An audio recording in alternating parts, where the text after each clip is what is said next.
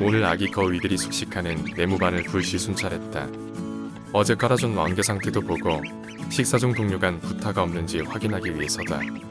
사실 이곳에서 태어난 9마리 아기 거위들은 여러가지 면에서 행운 하나 할 수 있다.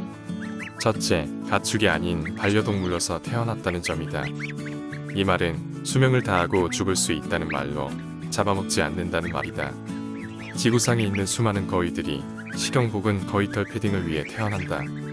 이곳에 태어난 이상 녀석들의 생명은 보장받았으니 최고의 행운이다.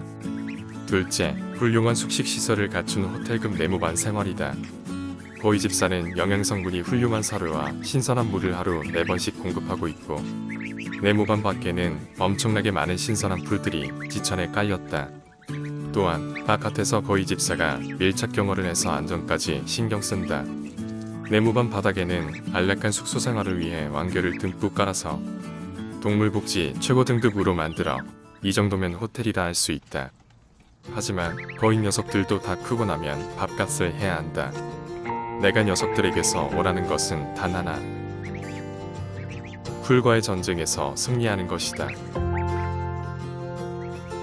지금까지 녀석들의 행동으로 봐서 아직까지는 많이 미흡하다. 하지만 이제 겨우 1개월짜리밖에 안 되었으니 조금 더 기다려준다. 지금은 훈련병 수준 정도이기 때문에 큰 기대를 하면 안 된다. 그러나 태어나 3개월이 되면 성조의 95%까지 자란다고 한다. 아마 지금 덩치의 4에서 5배는 될 것이다. 그때쯤이면 녀석들과 풀과의 제대로 된 한판 승부가 될 것 같다. 거위들의 제초 능력에 대해서 인터넷으로 경험담들을 알아봤다. 4에서 5마리의 거위들이 1,000평 정도의 과수원의 풀들을 깔끔하게 정리한다고 한다. 여기에는 9마리가 있으니 2,000평 정도는 정리할 수 있다고 기대한다. 그렇다고 녀석들에게 풀만 먹여서는 안 된다. 사료는 밥에 해당하고 풀은 반찬 내지 간식으로 생각하면 된다. 덩치가 조금씩 커지면서 사료 먹는 양도 엄청 증가하고 있다. 거위들을 가까이서 지켜보다 보면 각각의 특성들이 있다. 이 녀석은 목욕하는 걸 굉장히 좋아한다.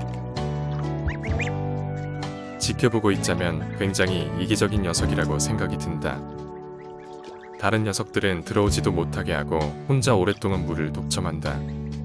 간단한 샤워가 아니라 아예 목욕을 하고 있다. 조만간 거위들을 위한 최고의 선물을 계획하고 있다.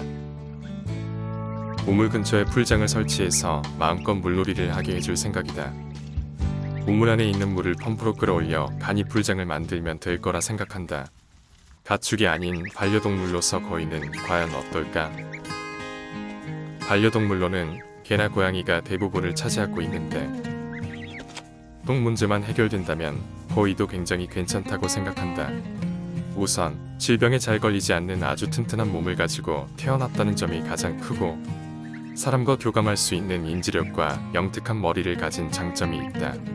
하지만 똥 오줌을 못 가리는 지저분한 행동과 모습 때문에 실내에서 함께 생활한다는 것은 많은 것을 포기하고 인내해야 가능할 것이다. 오후 제초 작업을 마치고 돌아오는 녀석들. 녀석들과 좀 더 친해지기 위해 사료를 손으로 줘봤다.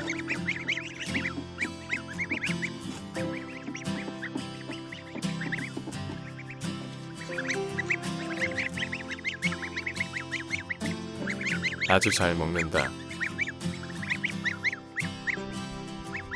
앞으로 잠시라도 매일 이렇게 사료를 손에 담아서 줄 생각이다.